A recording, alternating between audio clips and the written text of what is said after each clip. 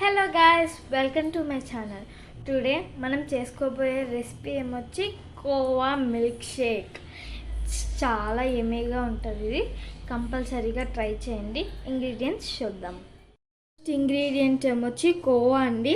ఇది పాలకోవా. ఒకవేళ మీరు ఇది కొనుక్కోపోలేకపోతే మీరు జస్ట్ కోవాని పాలని హై ఫ్లేమ్లో ఫస్ట్ బాయిల్ చేయించి దాని తర్వాత సిమ్లో ఎక్కువసేపు ఉంచితే తిప్పుతూ ఇలా కోవా వచ్చేస్తుందండి.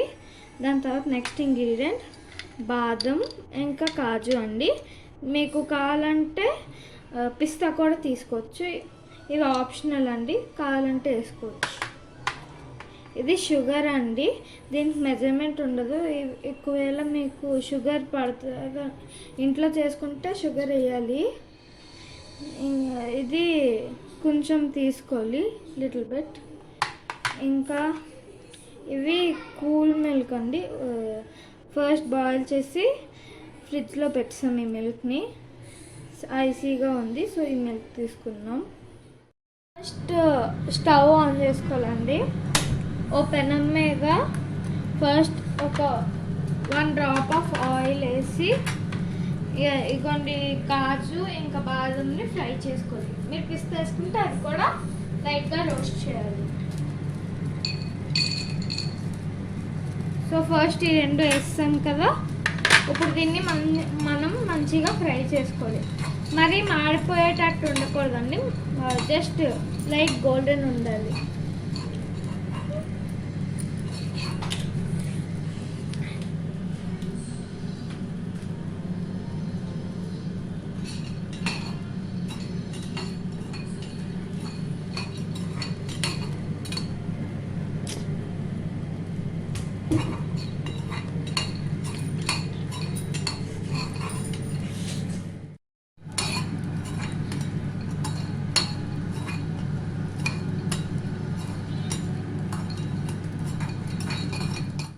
చూసారు కదండి, అలా ఫ్రై అయ్యాయో, లైట్గా ఫ్రై అయ్యాయి, మరి డైరెక్ట్గా ఫ్రై చేయకూడదు.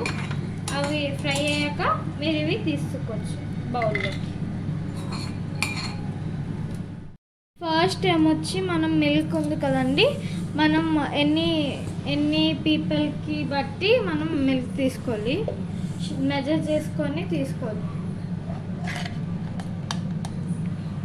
సో నేను ఈ గ్లాస్తో తీసుకుంటున్నాను. సో ఈ గ్లాస్తో నేను మిల్క్ ఇక్కడ వరకు మెజర్ చేస్తున్నాను. ఇక్కడ వరకు మెజర్ చేస్తే మీకు అట్లీస్ట్ ఇక్కడ వరకు వస్తుంది మిల్క్.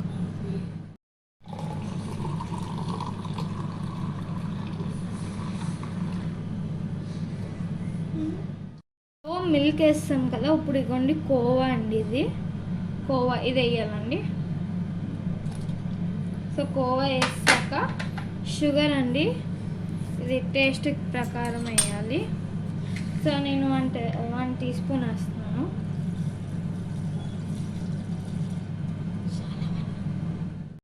సో ఇప్పుడు షుగర్ వేస్తాం కదా. ఇప్పుడు బాదం పప్పు, జీడిపప్పు అండి. ఇది మీరు గార్నిషింగ్కి కొన్ని ఉంచుకొని కొన్ని గ్రైండర్లో అయినా వేయచ్చు, లేకపోతే ఓన్లీ గార్నిషింగ్ అయినా చేయొచ్చు. నేను అన్ని గ్రైండర్లో వేసేస్తున్నాను. సో నా ఇవన్నీ మనం మిక్సీ పట్టాలండి.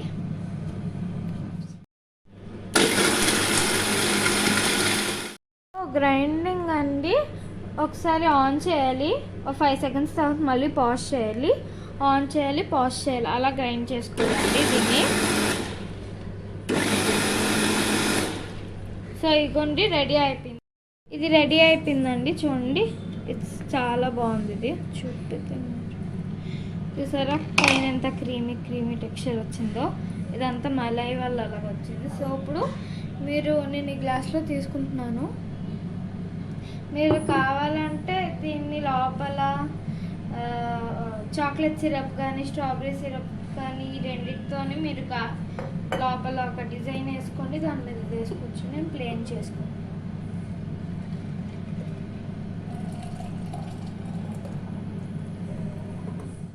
పైన క్రీమీ టెక్స్చర్ వచ్చింది కదండి, అది జస్ట్ కోవానే అండి, ఇంకేం కాదు. సో ఇగోండి నా మిల్క్ షేక్ రెడీ. ఇప్పుడు నేను టేస్ట్ చేసి చూస్తాను. అలాగే సూపర్ ఉందండి. ఇది మీరు కంపల్సరీగా ట్రై చేయండి. ఇంకా నా ఛానల్ని లైక్ చేయండి, సబ్స్క్రైబ్ చేయండి, ఫాలో చేయండి అండ్ షేర్ కూడా చేయండి. ఓకేనా?